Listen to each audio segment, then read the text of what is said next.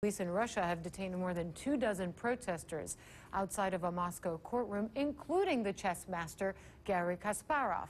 The demonstrators were protesting in support of the Russian punk band Pussy Riot. I'm joined now via Skype by Garry Kasparov's assistant, Mig Greengard. He directs the opinion and news website, The Other Russia. Thanks for being with us from Moscow. Thank you for having me. Right. Have you been able to get in touch with Garry Kasparov over the last several hours? Is he detained right now? No, he was just been released, and this was minutes ago. I did speak with him while he was still in police custody, and he was rather bruised, but still hoping basically just to clear up the uncertainty. And then just a few moments ago, actually, he was released, although he still has a lot of various police protocol to go through because they are apparently serious about charging him with biting a police officer, which is so ridiculous. It would be funny if they hadn't just jailed 3 young women for 2 years for a stunt in a church. So. But you said he was bruised? What happened? I mean, we can see that it got quite physical there outside the courthouse. What condition is he in right now?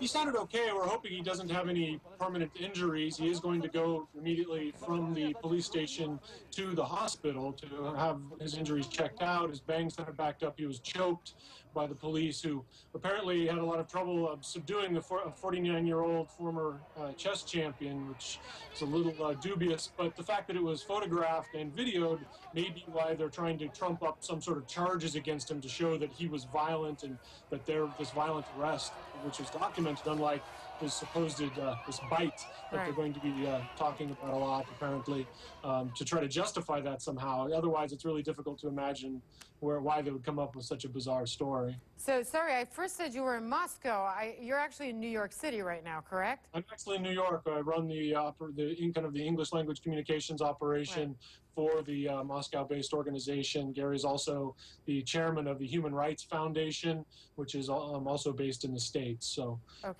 yes, I'm in New York.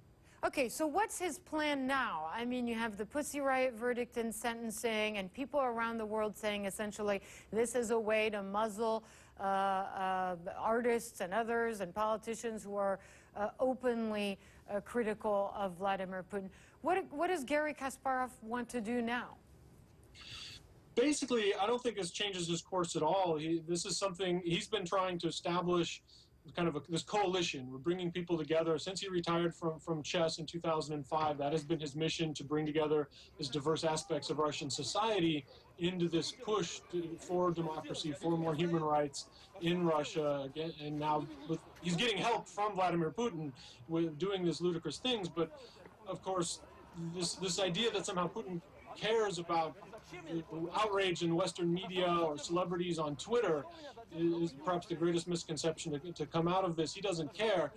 What Gary's really been pushing for and using his relatively high public image for in the West is to push for actual legislation, things like the Magnitsky Act, which exists in the U.S. Congress and has actually made it through committee, which would actually bring sanctions against people in Putin's power structure who commit these crimes against international law. All right, Mig Greengard, would take away their visas so they couldn't commit these crimes and then still travel freely in the West and enjoy the high life in Europe and the United States, which they currently enjoy. We're going to leave it there. Mig Greengard, appreciate your time. Thanks for joining us from New York, the director of theotherrussia.org's English website and an assistant to Garry Kasparov.